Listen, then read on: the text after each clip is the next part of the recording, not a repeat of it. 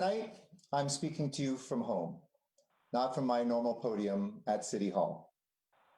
On Monday, while I was at work, my wife called to let us know that our beloved daughter, Maya, who turned 9 this weekend, wasn't feeling very well. And after she came down with a fever, we had her tested for COVID-19, and her results came back positive. Maya is doing fine, and her symptoms are mild. And my wife and I have both been tested, and our test results have come back negative. But as we monitor Maya's symptoms and take care of her, my family is going through what so many families across this city and this nation and around the world are experiencing. And we're doing exactly what our public health officials have asked us to do after a COVID-19 exposure. Maya will isolate for at least 10 days from the time that her symptoms first appeared. And Amy and I are quarantining in accordance with public health guidelines. And I will continue to conduct the business of our city every day, but I'll do it remotely.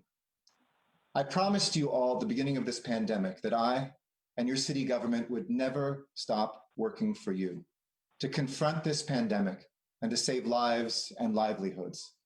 And in this, our toughest moment, that still remains true. Our family is incredibly careful. And what's happening in my home this week is playing out across Los Angeles and this country. As our city approaches 3 million tests administered, we've increased testing capacity to meet the moment, providing Angelenos with 41,500 tests each day. Unfortunately, our city test sites are seeing a 7-day positivity rate of an alarming 19.6%. And some of our sites have a positivity rate as high as 30%. This virus is hitting so many families, more Angelenos, more now at this point than at any moment during this crisis. 3 hours ago, hopefully, the Food and Drug Administration's Vaccine Advisory Committee endorsed the Moderna vaccine, and I expect the FDA to give its final approval in the coming days. By the beginning of next week, what that means for us here is there will be more than 6 million doses of this new vaccine shipped throughout the country, in addition to the Pfizer vaccine. I had the privilege early this week of witnessing the first frontline medical workers get vaccinated over at Kaiser Sunset Hospital. It was an incredibly moving moment where I witnessed the hope of today. But we also each day confront the horror of today, of the numbers that come in that represent lives changed and lives lost. The United States is losing more than one person to COVID-19 every minute. And we're losing more souls than died on 9/11 every single day. California recorded a one-day record of 379 deaths. And yesterday was the single worst day of cases and deaths ever recorded in Los Angeles. More than one person dying every 15 minutes from COVID-19. Today was the second worst, and cases are double what they were just last week and 6 times higher than they were last month. The truth is what you do individually is more powerful than anything we can do in government. What you do is even more powerful than the vaccine. And we need you. We need you to be the heroes on the front lines of this fight tonight. The most important thing you can do right now is to wear masks, to stop gathering with others and to stay home whenever you can. Because simply getting together with others, whether it's one Christmas or New Year's gathering or party, could be disastrous. If even a small portion of this county and our city does that, cases will skyrocket even higher, and more tragically, so will the numbers.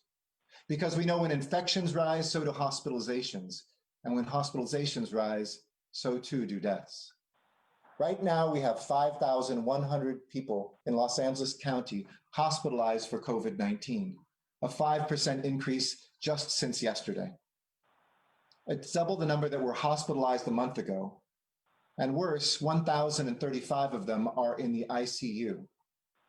Put simply, there are more people in the ICU today than all the COVID-19 hospitalizations about a month ago. And today we learned that Southern California's hospital ICU beds are now at 0% capacity, as reported by the state hospital census. You'll remember I talked to you about that happening maybe as early as Christmas. It's here even earlier. My staff and I are in frequent contact with hospital leaders and administrators, and their message could not be more clear. While they do have the capacity to add some more beds, it's very difficult to add more people in a country where there's a medical staff shortage. Across the country, hospitals are reporting hundreds of healthcare staff who are on medical leave because they have COVID, because they've been on the front lines. One hospital administrator conveyed to me in a Zoom call that if we see a similar spike after Christmas, and these were his words, we will go under. We will go under.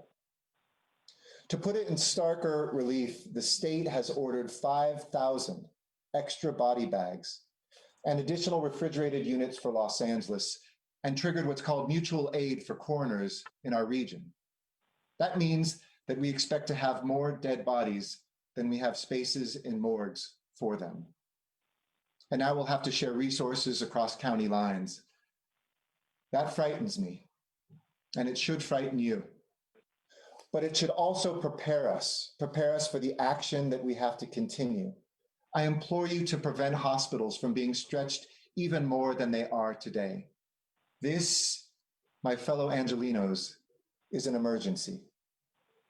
An OB/GYN at Kaiser today shared with us the story of delivering a baby while hearing 3 code blues sounding at the hospital. 1 new life was brought into Los Angeles as 3 lives were extinguished.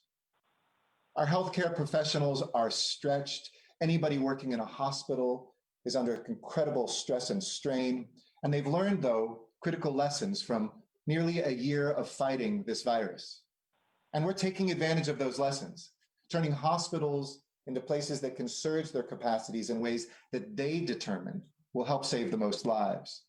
Thanks to our efforts and the city's partnership, we have enough PPE and enough supplies to weather the crisis in the next month or 2. But in the coming days, the county may be required to formally declare a system-wide crisis, indicating that all hospitals have run out of space and the staffing for that space. At that point, our countywide approach will look a little bit differently than we talked about at the beginning of this pandemic, when we had ships like the USNS Mercy or discussions about the convention center. Every active hospital has a detailed plan to surge where they are, detailing the steps that they have to take to expand capacity and laying out the standards for how doctors will begin to limit care. This may include repurposing non-ICU beds to become ICU beds. We have more ventilators than we had in March and April.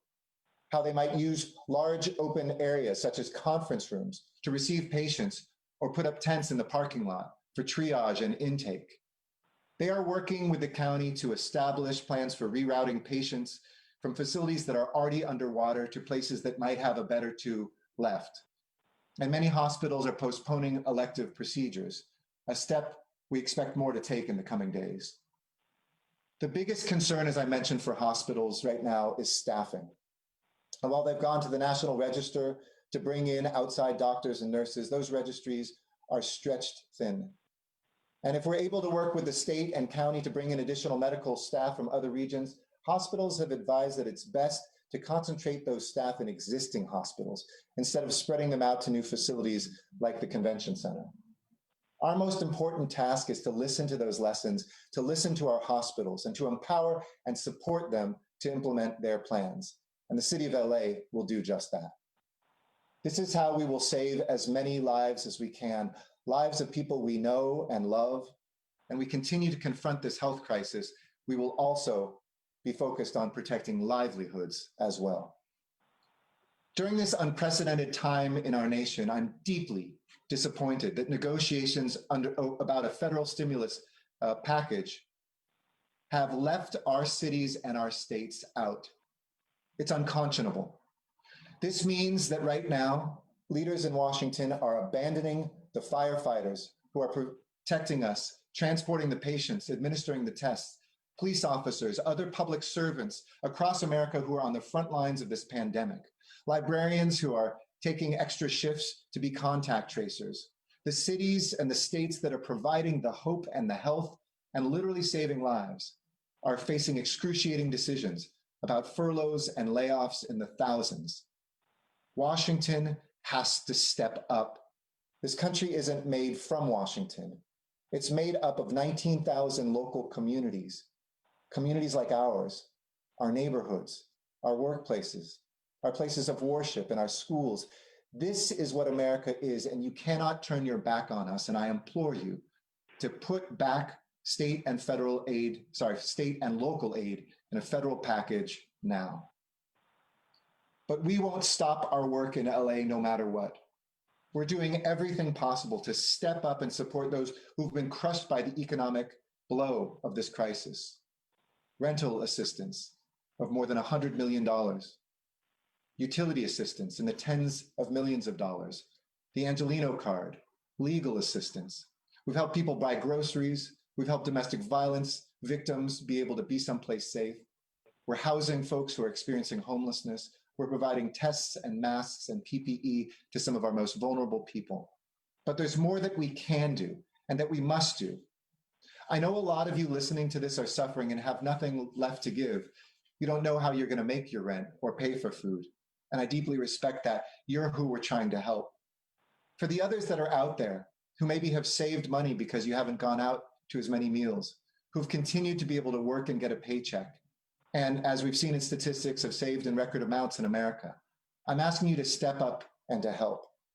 And tonight, I'm announcing something for the holidays called the Grocery Initiative for Vital Emergency Needs, or GIVEN. This holiday season, we all step up to give gifts to people we know. But it's a little different this year. Many of those gifts we can't use, and many people have said, what can I do to help somebody else who's in greatest need? So in partnership with the nonprofit Mayor's Fund for Los Angeles, we will provide thousands of Angelinos with $300 in cash assistance to help them buy groceries for those holiday meals and to pay for other essentials.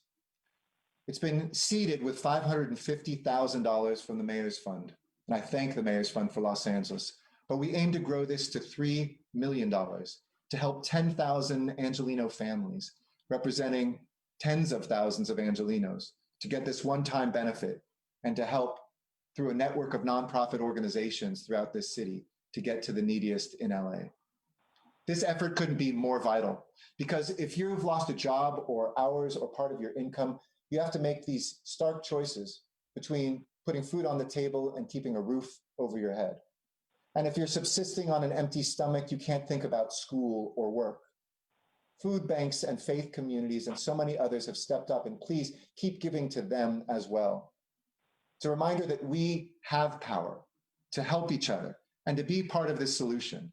So if you'd like to help a family with $300, or if you even give a portion of that, or maybe you can give $3,000 or $30,000 or more, please go to mayorsfundla.org/COVID-19. That's mayorsfundla.org/COVID-19.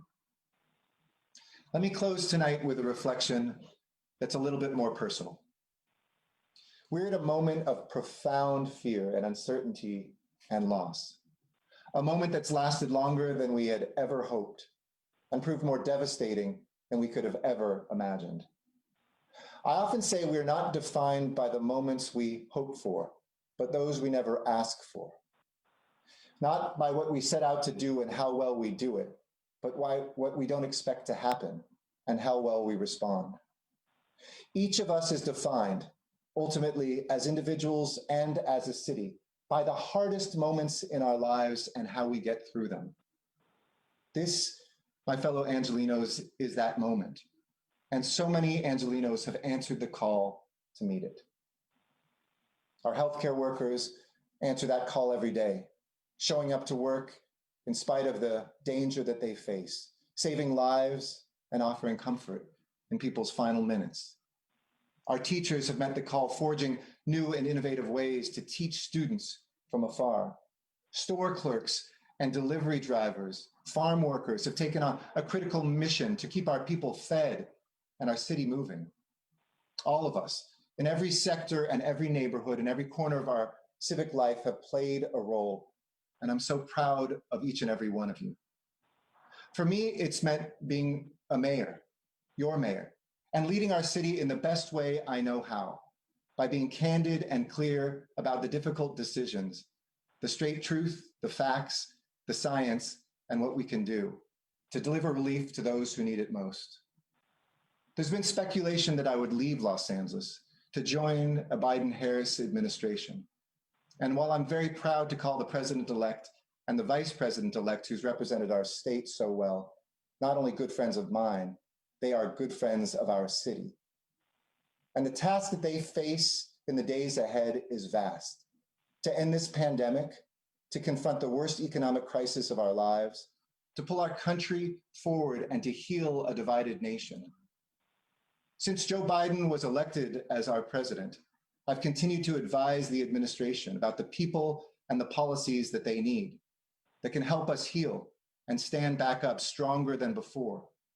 And through it all, I've shared the perspective of a mayor, a local official, representing real Americans who are on the front lines of this crisis.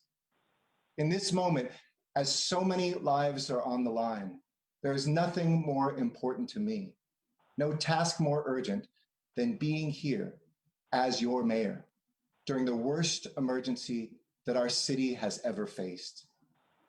As the administration reached out to me about serving, I let them know early this week that my city needs me now, and that I want to be here, and that I need to be here.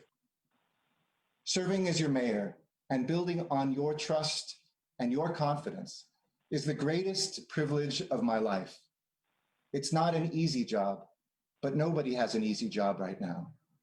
And when we come together, instead of finding the things that pull us apart, we've shown the strength that you better not bet against Los Angeles, because we're not only going to come back, we are going to roar back.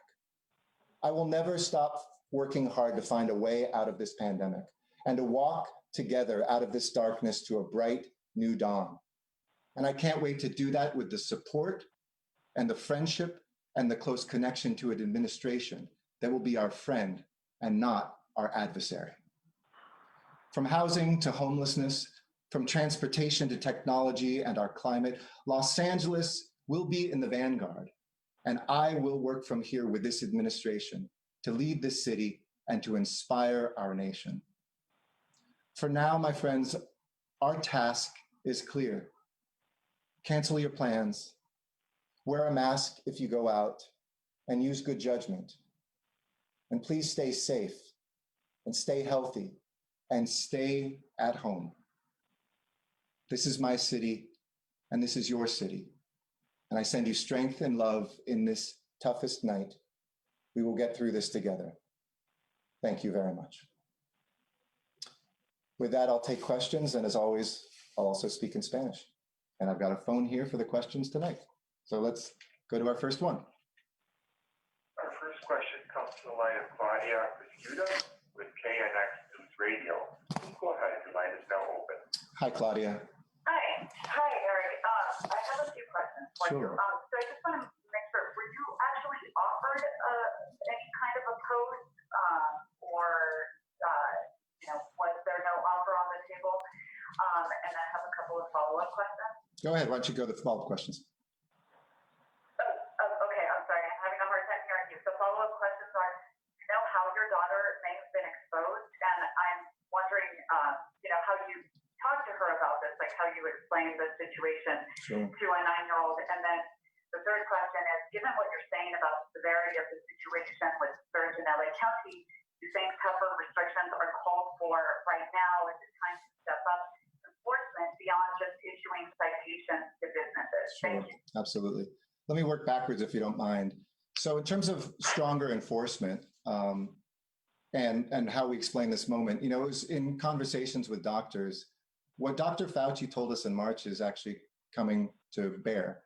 And they think the biggest thing is not so much anymore what's open and closed or what we are and are not doing, that we will be vigilant about that. And I will support our public health authorities when they suggest we need to go further. And I wouldn't take that off the table. And I would absolutely support that, as I've consistently done when our public health professionals look at that, assess that, look at things around the country and around the world and make those recommendations to our Board of Supervisors and to our governor.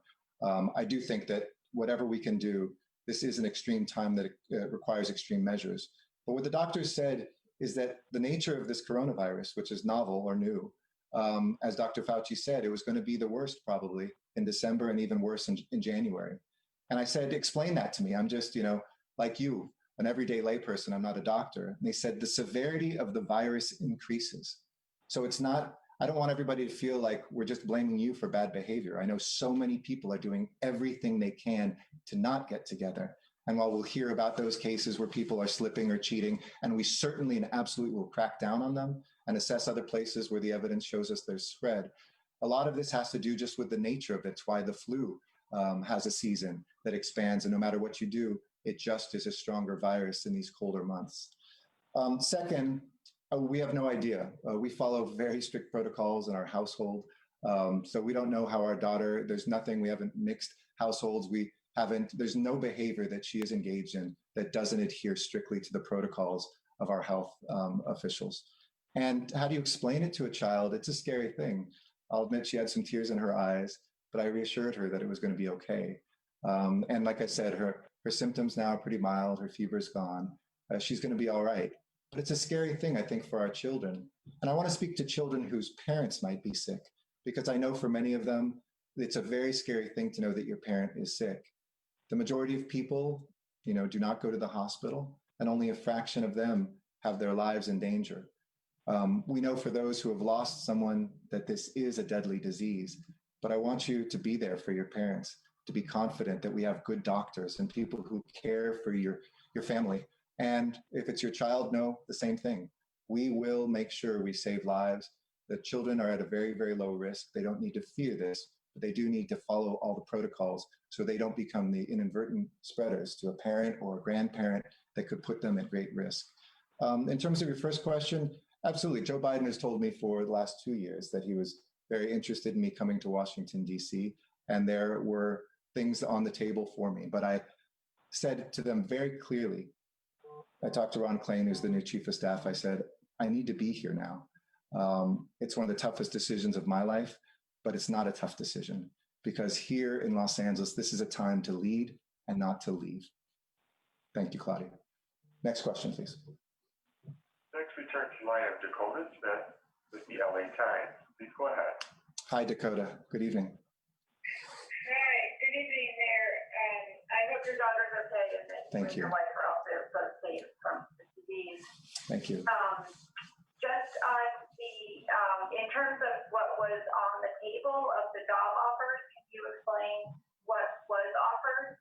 And secondly, does this mean that you anticipate, well, I guess I'll just put it in a different way, do you intend to serve out the last 2 years of your term at this point? Thank you so much. Sure. I've always kept my counsel with the president, now president-elect, I should say, and my advice that I've had, whether it was when I was honored to be one of the 4 co-chairs to help him select a superb vice president, whether it's as national co-chair or even now as co-chair of the inauguration. So I'm going to keep that counsel private. I think that's what he and other candidates and everybody else deserves. But in terms of service, I just am crystal clear about this. I signed up to serve for 2 terms. At that time, it was 4 years each, 8 years. I don't feel right about leaving, and my heart is here. This is where, just to reiterate, I need to be. This is where I want to be. And at the toughest moments, that's when you lead. I've had opportunities in the past to run for things and didn't run because when I go to voters and say I want to serve, I think I was clear with them. And when I got elected to a 2nd term, I wanted to serve. I'll never get the chance to be mayor again. I'll have the chance to do other things in my life, but this is what I said, the honor of a lifetime. And at this moment, when we have so many amazing people marching together that I'm helping to lead, from our departments and our city council and our other elected officials at the county level, my fellow mayors and council members in neighboring cities, this is a moment that demands that we lead right here. And so I feel very strongly, and I'm very, very much at peace with that. Thank you. Next question. Next, we turn to line of Ron Lynn with the Los Angeles Times. Please go ahead. Hi, good evening. Hi, Mr. Mayor. How are you, Ron? Taking our questions. Good wishes to you and your family. Thank you. I have 3 questions. you. Sure. You mentioned that at a certain point it's possible LA County could declare a system-wide crisis. Can you elaborate more about what that means? Second question, should residents of LA be prepared for a New York City-style surge in which the chance of dying from the disease soars because the ICUs are just too full? And finally, in regards to Manhattan Beach has enacted a workaround to the ban on outdoor restaurant dining by declaring outdoor dining spaces just outside restaurants as public spaces, a policy the health officer, the LA County health officer has said was decidedly not safeguarding public health. What would be your message to Manhattan Beach and other people who are not following the spirit of the LA County health order or the state health order? Thank you. Sure. Let me start with that last one as well. First, let's start with the people who are suffering the most, our restaurant owners and workers. We're trying to step up with the SERVE program for our workers. The county has surged $10 million in loans in grants for our restaurants. But we really need Washington to step forward. The Restaurants Act would make this not even a decision we'd have to even debate. If we lived in a country like other countries have done that would step up and put public health first nationally, we would help our restaurants survive, help those employees get paid, and do the right thing for public health. It's unconscionable that we have to choose between those. And I think it's putting lives at risk. All of us would love to eat outside, but that's a much lower priority than the livelihoods of the people who work there. And the highest priority is saving the lives of people who we hope will have the chance to still be here to dine out. So I would hope that any city and any place would do everything that we can to make sure that we are keeping people safe and adhering, as we do in the city of Los Angeles, to the LA County health orders. Second, the surge, I don't know whether we should be prepared for it, but we should be prepared to picture it right now and do everything we can to avoid a New York or Northern Italy-like scenario. Surging is different. That surging is already starting now, that they're at 0% capacity. Surging just refers to repurposing spaces, adding shifts, and allowing hospitals. Remember, when they get to 0% capacity, it doesn't mean now that people are lined up in the hallways. It means now other surgeries get canceled, other spaces get converted. The excess ventilators that we've now stored up can be moved into spaces. Some hospitals can convert non-ICU spaces into ICU spaces, but other hospitals can't. And so an ambulance might show up and there's no space for that person in that hospital. And we're going to see that happening in coming days, where they're searching for the hospital that has one more bed, one more ventilator, one more doctor and nurse available. I know there's discussions about all sorts of things, from nurse ratios to, as I mentioned, doctors and others coming off of the national registries. But we should be prepared that could happen here, and that should inform everything that we do right now. And in terms of declaring a crisis, I'll refer that to, obviously, our Department of Health Services and Dr. Gali, who can speak to it more. But what it essentially triggers is now we are in an emergency setting where it may be that all elective procedures again should be canceled, where we look at those lists of medical professionals that we built up at the state level and here in LA and mobilize them, where certain rules have to go to emergency rules. In other words, it's bringing everything forward to make sure we don't have to have those harrowing visions of people in hallways dying and doctors have to deciding between who gets that last ventilator and not. So that is what it refers to. And they were very clear with us that could be coming in a matter of days. Some hospitals essentially are there. Others that I've talked to still have quite a bit of capacity and feel confident to meet this moment. And we just don't know when the peak will be. And let me say this very clearly to everybody out there. The peak is going to be determined by us, not by the virus. If we take Christmas as something we just have to get together with family and cheat, and maybe it's just two people, so it's two households and it's just our parents or our grandparents, that will result in a bump like we saw in Thanksgiving. And we can't take a third bump. We had a bump before Thanksgiving, we had a bump from Thanksgiving, and if we have a third one, this peak may not be until late January. And if it keeps soaring for the next 3, 4, 5 weeks, we will have nothing left to meet this moment. Thanks, Ron. Next question, please. And our next question comes from the line of Lee Rock with Fox News. Go ahead. Hey, Lee, how you doing? I'm doing well. Thank you, Mr. Mayor. Certainly, best wishes to your daughter and your whole family. Thank you. In the days ahead. There is no one besides the Delaware River, perhaps better informed than you, about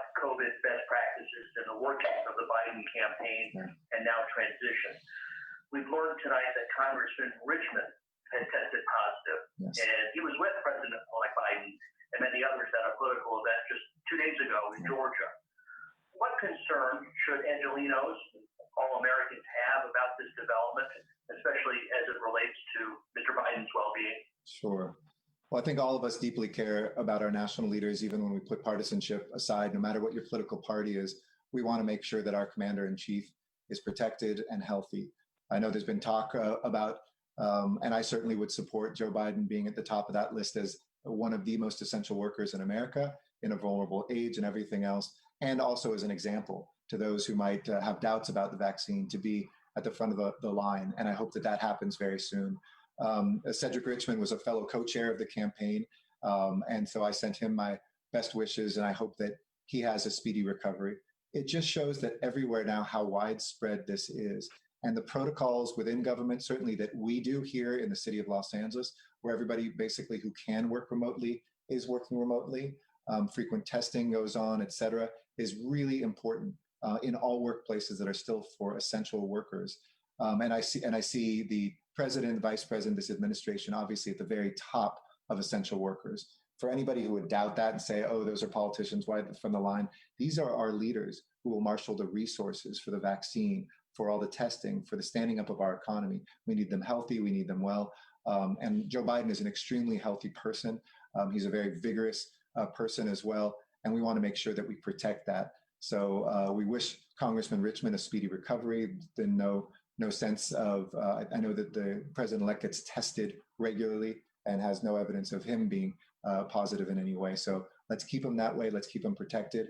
And let's have folks of his generation and folks of that importance vaccinated at the front of the line with our essential workers as the protocols and the plans demand. If I can quickly follow up Sure. on that, just when it comes to quarantining, what you unfortunately are having to do now, what are the best practices that should be followed by those who've been in proximity to Congressman Richmond? And does that also include the vice president-elect? I don't know, because I don't know how close they were in I believe it was in Georgia, but there's no question that the best medical professionals have been advising this transition and will be part of this administration. So I know he's in excellent, excellent hands. Usually the protocols, though, in general, are if you've been for 15 minutes less than 6 feet from somebody, that you should quarantine. That certainly is the case with my daughter, who I spend a lot more than 15 minutes with a day and a lot closer than 6 feet. So that's usually the protocol. If it is somebody who is positive, it's 10 days from the first moment your symptoms were there, and a negative test. They usually then ask another 24 hours after your negative test, or 48. And for somebody who's quarantining because you've been exposed to somebody who's been positive and could have been infectious, it's 14 days, 14 days of quarantine. Thanks, Lee. Next question, please.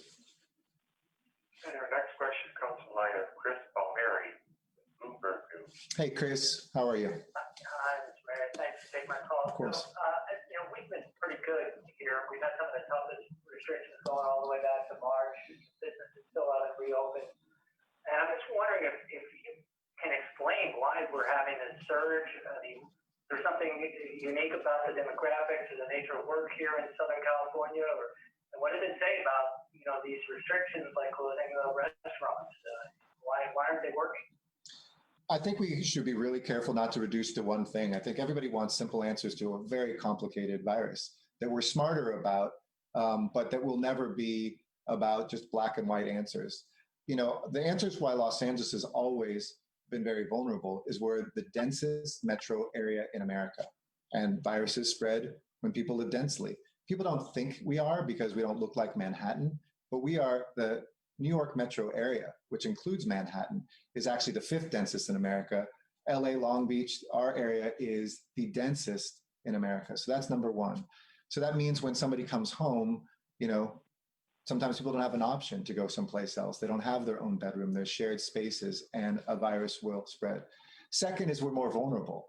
We have health indicators and poverty that have always made Los Angeles a more vulnerable city. The combination of that density and that vulnerability is why one of the reasons I've been so proud that for most of this year, we have been able to save thousands and thousands of lives, even given that, with our Angelenos experiencing homelessness, for instance. They have a lower infection rate than those who are housed because of conscious things that we have done. But I come back to what I said in the briefing, talking to medical professionals, it really is right now as much about the nature of the season and what happens to coronaviruses and other similar diseases at moments like this, where there is always a season and a surge because the virus itself becomes more severe in this weather and at this time. It doesn't mean that the things we've done have failed. In fact, we'll never be able to quantify how many lives we are saving by having done those things. That's like saying, hey, I'm wearing a mask and I should stop wearing it because cases are going up. Absolutely not. Keep wearing it. It's one of the many things. It's just that this virus is not going to be, as we see around the world and around this country now, stopped. It'll be minimized. Until we have a vaccine, it will not be stopped and brought to zero. But it's so critical that wherever we can make that discretionary decision of not seeing another household, of not going out if you don't have to, of deciding to work from home, even if it's driving you crazy, staying at home. This is the moment to bring that willpower to bear on top of a really tough severity that comes with this season. And it's my belief that that's the driving factor right now. Thank you. Thanks, Chris. Next question, please. Our next question comes from the line of Anna Scott with KCRW. Hi, Anna. How are you? I'm good. Best to you and your family. Thank you. Sorry to hear that news. Thank you. My question is about homeless encampment cleanups. The city council recently expanded the Care Plus cleanups from just around bridge housing sites to a few encampments in District 15 in Wilmington and San Pedro. I was at one today where some people had to relocate. And so my question is two parts. One is what is your stance on this expansion and all these cleanups happening right now? And the second part is why isn't there a citywide policy right now on homeless encampment suites and also safety protocols at this very serious moment in the pandemic? Sure, absolutely. Thank you, Anna. And a good article, by the way, the other day too. Good journalism, and thank you for that. Two things. One is I've set up, we have dual responsibilities in the city. One is to kind of a public health and sanitation to keep sidewalks not only safe, but clean for people who use them and go by them, but also people who are living on them, unfortunately. And I've always looked at the importance of keeping those clean and doing regular cleanings as something, just as we know when our trash is going to be picked up, if we're lucky enough to be housed, those who are unhoused should know in a very humane way the days that cleanups happen, should get the protocols to make sure things are sterilized, because there's really terrible conditions that they're living in on the streets, and the vulnerabilities have led to too many people dying. And this is about saving their lives, as well as our responsibility together with really the bigger players in this, county, state, and federal government, to try to find housing and mental health and other care solutions for people who are experiencing homelessness. We have to do both. We can never choose between those two. Care and Care Plus was something we put together to allow both. A lot of communities were always calling, saying, hey, this is a mess here. Is the city doing anything to keep this cleaned up? There's huge amounts of trash outside. My child's going by. We don't know if it's safe in a COVID environment, what's going on there.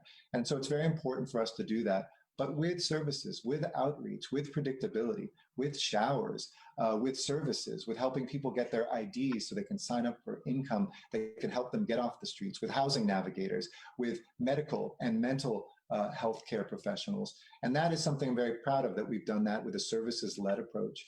But half of the teams are district by district, so that council members can help respond to those places where they're getting constituents and others who are saying, can we address the situation? And then half of them are citywide, and there is a citywide strategy. They go regularly to certain places to make sure where we've seen illegal dumping, where we see cleanliness and unsanitary conditions, that we can humanely meet that regularly. I do not support the idea of some sort of just massive sweeps of people. That just moves people from one place to another. I do support moving people into housing. I do support expanding our options for shelters. I do support our hotels and motels and Project Room Key and Project Home Key. And so as part of the discussions right now in the Alliance lawsuit, we're also trying to work out those protocols while we have council members who I know are confronting some very difficult situations on the streets.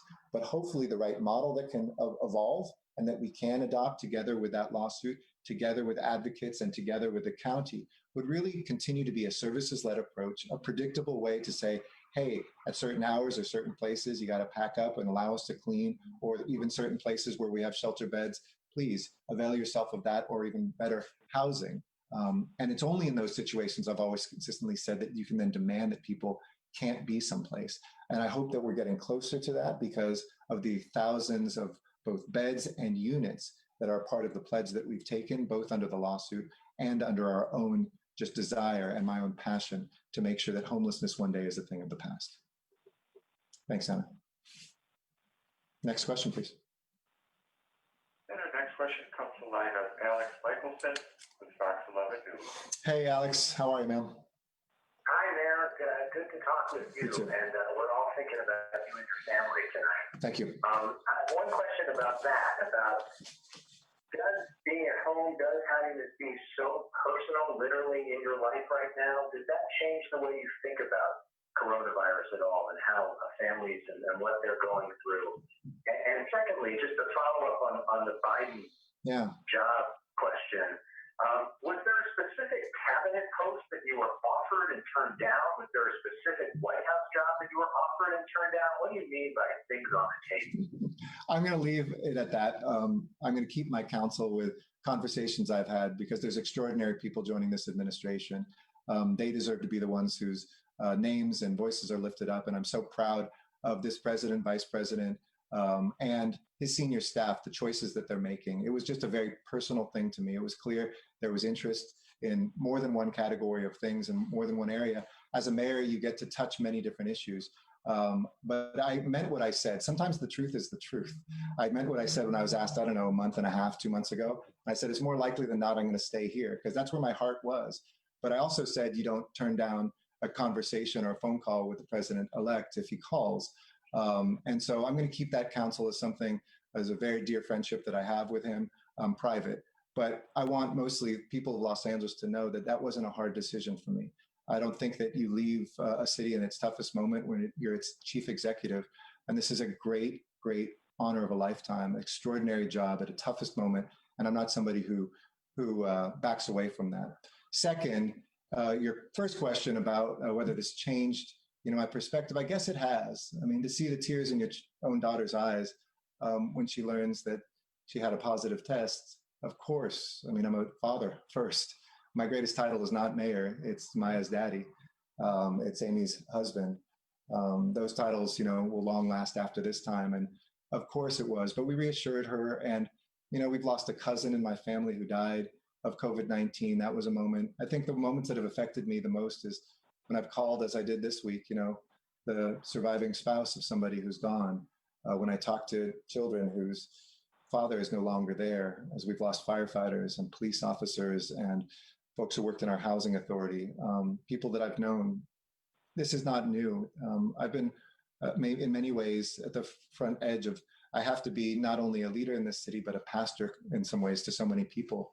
And I feel that pain every single day. I carry it with me. It's traumatizing to all of us, and especially to families who have lost them. But I think what hit home to me is just, when you hear the statistic that this is now everywhere and you should treat everybody as if they're infectious, yeah, it's real.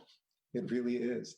And so for folks who think that it's not going to hit them, it can and it will. So do everything to make sure it doesn't. Thanks, Alex. Thank you. Next question. The next question comes from the line of Albert Cerna with the Boyle Heights East. Please go ahead, your line is open. Hey, Albert. How you doing?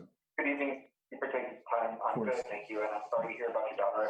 I hope you recovery to her. Thank you. I wanted to clarify, is the city still planning to use the convention center for more COVID cases? And I also wanted to ask, Sheriff Villanueva said that he would not enforce Governor Newsom's stay-at-home order. Do you think that has any part to play in the rise of cases that LA County has seen? So I hope, I've always said we can't enforce our way out of this. There's just too many of us versus, the number of law enforcement officials or city officials. We do that to make sure that people know that we do enforce in the city of Los Angeles. But we obviously, when folks were saying, hey, turn LAPD into a mask enforcement force, that's not what I want my officers doing. I want them dealing with serious crime. I want them being the heroes that they are and the folks that are going to help somebody in a truly tragic situation, not as as the kind of gotcha police. So much of this relies on us. But where there's serious violators, whether it's a business that stays open, people, as we've read about, having underground parties, folks that we had doing house parties, those do need to be enforced. The message needs to be sent, and people need to know that those actions kill people. In terms of the convention center, though, and so sorry to finish the thought, no, I don't think that's the main cause of the rise. I think the main cause of the rise, again, is the season and the severity. And I think a lot of people, whether it was going to houses and maybe going indoors to watch the Lakers and the Dodgers, whether it was election celebrations, Thanksgiving gatherings, that I think a lot of people kind of bent those rules on households, and hopefully not at Christmas. I think that is really what's driving it. And that we had a lot more things that are open. And again, businesses did an amazing job, but that didn't mean that people weren't 2 feet away from each other with their masks off for an hour or two for a meal, or hanging out in certain situations. I think we've seen research that shows sometimes this can happen in stores, even as we have to keep them open for essential needs. So I think it's a combination of those, really driven, though, by the severity of this season. Second, the convention center, no, we are not looking at that. We haven't researched it up. And we've actually asked, we said we're willing to do that. The city is standing by and available. But that was one of the lessons we learned. And hospitals said, we'd much rather go to our own parking lot, do the triage there, the intake there, and open up some spaces inside, convert our own conference rooms, et cetera. Because the issue for the convention center is not the space, though that's an issue. It's also the staffing of it, where there just aren't enough medical personnel, let alone ones that have worked together, let alone who know where all the equipment is and getting that going. That's an immense undertaking. And we've learned that that's much better done in the existing hospitals, by the existing hospitals as well.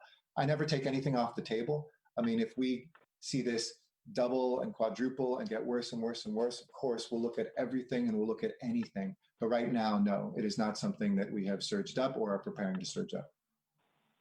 Thanks, Albert. Thank you, Matt. You bet. Next question. And our next question comes from the line of Joel Pollack with Breitbart News. Hey, Joel, how you doing? Go ahead, your line is open. I've missed you. How are you? You been okay? Thank you. All right. Happy Hanukkah. Thank you. You too. Just a brief question, and I apologize if I'm repeating an earlier question I know because I came to the call late, but there have been a lot of stories in the last week or so about the new LA County District Attorney, George Gascon, and some of the reforms that he's launched. And there's been a lot of concern, for example, about the double homicide case with Officer Solano. And since you endorsed District Attorney Gascon, I'm just wondering if you have any reaction to those stories and to the very aggressive approach he's taken to implementing his policies. Sure. Joel, I'll be 100% honest with you that I have not read those articles yet, and I haven't looked at those policies. Though a couple people today reached out as well. So I plan to do that, and I'm happy to answer that in coming days. The George Gascon that I know is somebody who is committed, and I worked with very closely to making progressive law enforcement work. I knew him as an LAPD officer, and one who I worked with closely when I was a council member, and somebody who's intelligence and judgment, and I think always looking at, can we do this better, was something that I was happy to endorse. That said, with people who get through, I will always look at where we agree and places where we may disagree. I hope that we will always balance the needs to make sure that we lock up way too many people for way too long, give them way too few options for ways out of just becoming repeat offenders. And we've done reform without helping people. We see it on the streets of LA today, get into a job, get into housing, deal with addiction, mental health, et cetera. And so I embrace anything that we can do around that. On the flip side, of course, where we have dangerous and violent criminals, we have to make sure, and I know a lot of people have been defined as that, maybe too aggressively, but there are clear cases in which we need to make sure that folks who are stalkers, for instance, are not coming out and going to be attacking their victims, that we deal with people who have taken the lives of our law enforcement officers, et cetera, and then we make sure these people stay locked away and locked away for a long time. So, that's what guides me. But I have to admit, I've been so focused on these numbers and so focused on COVID. I can't respond to that tonight, but I'm happy to do that. That's not to just kick it off. I'm happy to answer that another night. Thanks, Joel. Next question, please. And our last question comes from Spanish, from the line of Denora Perez with Telemundo. Please go Hi, Denora. Hola. Hi, Mayor. I'm sorry to hear about your daughter. I hope Thank you. has a speedy recovery and everyone stays well. I have a question for you, if you can respond in Spanish as well. Sure. In regards to the ICU capacity in Southern California, have you heard how long the wait times are for patients that are being transported in ambulances to some hospitals? We've heard of hours. I'm not sure if you've heard of the same thing. And then what can be done? Are there any additional funds coming in or bringing additional resources? You also mentioned the USNS Mercy that had about 1,000 beds. Is that even a possibility?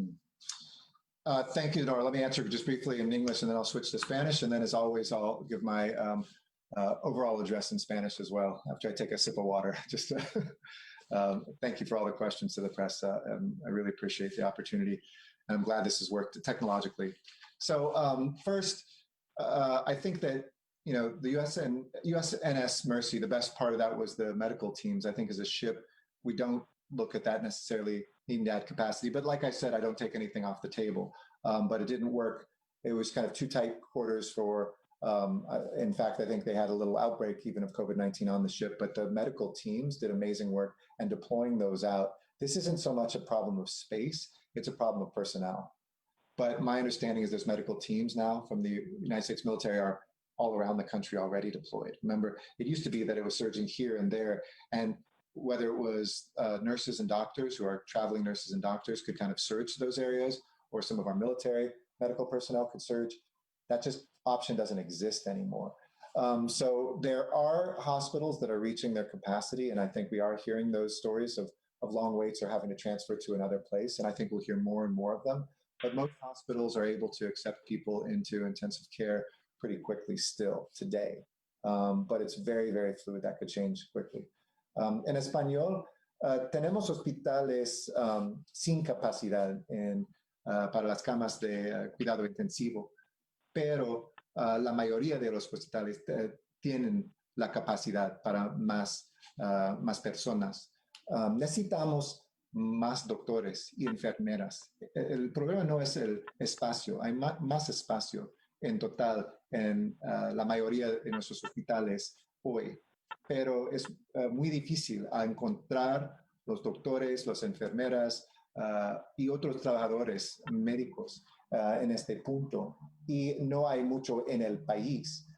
En el pasado, los doctores viajando puede viajar a Los Ángeles de Nueva York o otros lugares, pero ahora esta crisis está en todas partes de nuestro país y es muy difícil para encontrar nuevas personas a venir a Los Ángeles. So with that, let me thank you, everybody. Again, thank you for your well wishes for our daughter and for the family. And right back at you for everybody who is going through this, who is suffering. And please do everything you can to help those who are suffering this holiday season. Go to thatmayorsfundla.org/COVID-19. And if you can give $1 or $1 million, everything helps. Thank you. En español. Muy buenas tardes, Los Ángeles. Esta noche les estoy hablando desde mi casa, no desde mi oficina en la alcaldía. En lunes, mi esposa me llamó para decirme que nuestra hija, Maya Juanita, no se sentía bien. Tenía una fiebre y le hicimos una prueba de COVID-19. Su resultado regresó positivo. Maya se siente bien y tiene síntomas moderados. Mi esposa y yo hicimos una prueba y recibimos resultados negativos. Maya está aislada durante 10 días desde cuando empezaron sus síntomas. Amy y yo estamos en cuarentena, en cumplimiento con las pautas de salud pública. Y continuaré trabajando de manera remota cada día por esta ciudad como su alcalde. Nuestra familia es muy cuidadosa y lo que estamos pasando en nuestra casa esta semana es lo mismo que tantos están pasando por toda la ciudad y en el país. Nuestra ciudad está cerca de administrar un total de 3 millones de pruebas y hemos aumentado nuestra capacidad a 41.500 pruebas al día. Y nuestros sitios de prueba, desafortunadamente, tienen una tasa de positividad alarmante de 19.6%. Algunos sitios han visto tasas de positividad de casi 30%. Este es una emergencia. COVID-19 está afectando a más familias, más angelinos, ahora que en cualquier momento desde el principio de la pandemia. Hace 3 horas, el Comité Consultivo de la Administración de Alimentos y Medicamentos aprobó la vacuna de Moderna y esperamos la aprobación final de la FDA muy pronto. Para principios de la semana entrante, tendremos 6 millones de dosis de esta nueva vacuna por todo el país, además de la vacuna de Pfizer. Y mientras la vacuna nos da esperanza, este momento es espantoso con la gran posibilidad de devastación que tenemos en el horizonte. Cada minuto muere más que una persona de COVID-19 en nuestro país y perdemos más seres queridos de COVID-19 cada día que murieron en el 11 de septiembre, cada día.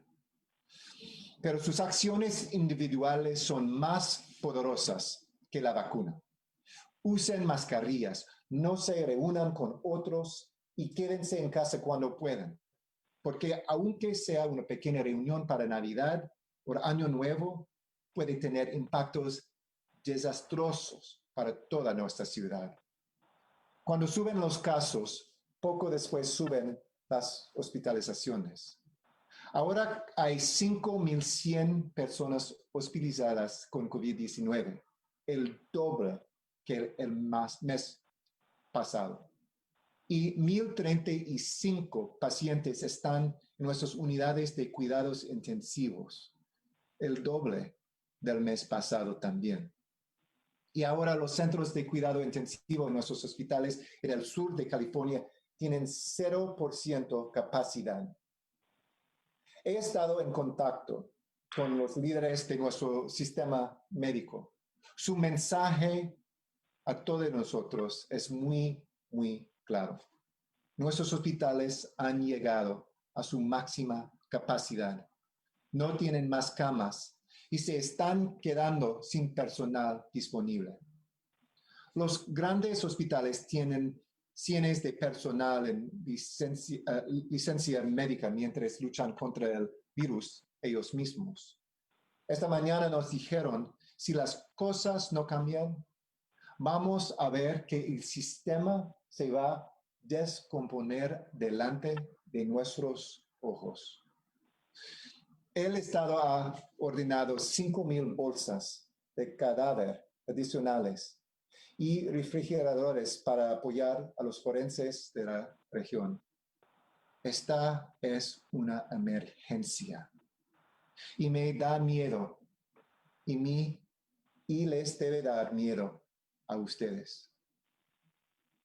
Sin embargo, en este momento, los hospitales y trabajadores médicos conocen más sobre esta enfermedad y han aprendido lecciones críticas sobre cómo tratar a los pacientes de manera eficaz y efectiva. Tenemos confianza en los profesionales en la frente de esta lucha y estamos trabajando con ellos para implementar las mejores prácticas que han desarrollado en los últimos 10 meses. Equipos en cada hospital han desarrollado un plan de sobrecapacidad para acomodar más personas. Muchos hospitales están cancelando cirugías opcionales, pero nuestra mayor preocupación es el personal. Si podemos colaborar con el Estado y el condado para traernos más personal médico de otras regiones, hospitales nos han dicho que es mejor concentrar ese personal en los hospitales existentes en vez de desplegarlos a centros profesionales nuevos, como el centro de convenciones. Para todos nosotros, nuestro más importante deber es de apoyar a nuestros hospitales y nuestro personal médico. Así salvamos vidas. Mientras luchamos contra el virus, también nos enfocamos en proteger sustentos de vida. Esta pandemia ha causado una serie de crisis económicas y financieras para familias para todo el país y quizás la más trágica en la inseguridad alimentaria. Esta noche estoy lanzando la iniciativa Given, una colaboración con el Mayor's Fund de Los Ángeles para brindar $300 en efectivo a miles de angelinos para comprar alimentos y otras cosas esenciales. Given han recibido $550,000 del Mayor's Fund y queremos lograr $3 millones para poder ayudar a por lo menos de 10,000 hogares para el final del año. Para las personas quienes han perdido su empleo o una parte de sus ingresos, esta ayuda es crítica para poder alimentar a su familia. Además, un estudio de USC reveló que personas sufriendo de inseguridad alimentaria fueron 2 veces más probables a ser infectados con COVID-19. Podemos ser parte de la solución. Para ayudar con una donación, visita mayorsfundla.org/COVID-19. Se ha especulado que me iría de Los Ángeles para trabajar con la nueva administración. Desde que Joe Biden y Kamala Harris fueron elegidos presidente y vicepresidente, he continuado aconsejando a la administración sobre las pólizas que nos ayudarán a recuperar y confrontar este momento. En este momento, mientras hay tanto en juego, no hay nada más importante para mí que estar aquí como su alcalde durante la peor emergencia que hemos afrontado. La administración me preguntó sobre la oportunidad para servir a nuestro país en Washington y les dije esta semana que mi ciudad me necesita ahora y que yo quiero estar aquí y necesito estar aquí. Ser su alcalde es el mayor honor de mi vida y siempre trabajaré para recuperar y avanzar hacia un nuevo y mejor futuro a Los Ángeles y para Los Ángeles. Y estoy emocionado de hacer este trabajo con esta nueva administración, quienes serán amigos y ofrecerán el apoyo que necesita nuestra ciudad. A todos quienes se están quedando en casa, los reconocemos y les agradecemos. Para todos, por favor, recuerden, cancelen sus planes para reunirse con otros. Esto es lo que debemos para vencer este virus peligroso. Tenemos el poder para salvar a otros. Entonces, quédense seguros, quédense saludables y por favor, quédense en casa. Mucha fuerza y amor, Los Ángeles. Gracias y buenas noches.